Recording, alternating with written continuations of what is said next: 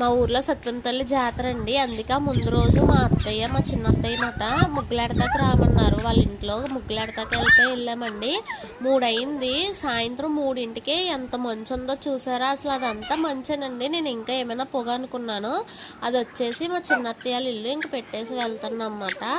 ఇంకా తర్వాత రోజు వాకళ్ళు గుమ్మాలు అన్నీ కడిగేసుకొని ఇలా ముగ్గులు అయితే పెట్టేసుకున్నామండి. జాతర అనేది మా ఇంట్లో నుంచే స్టార్ట్ అవుతుందండి. ఎందుకంటే మావయ్య గణాసరండి ఆయన మీదకి సత్యం తల్లి అనేది వస్తారన్నమాట.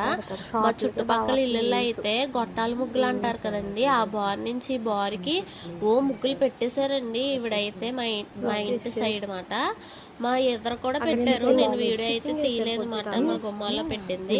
సాయంత్రం అయితే ఇలా అందరూ వచ్చారండి. రాజులు వాళ్ళందరూ ఉంటారు కదా, జాతర చేసే వాళ్ళు వచ్చి మావయ్యని తీసుకెళ్తాకైతే వచ్చారు. ఇక్కడ నుంచి మీరు జాతర వీడియో అనేది చూద్దురండి.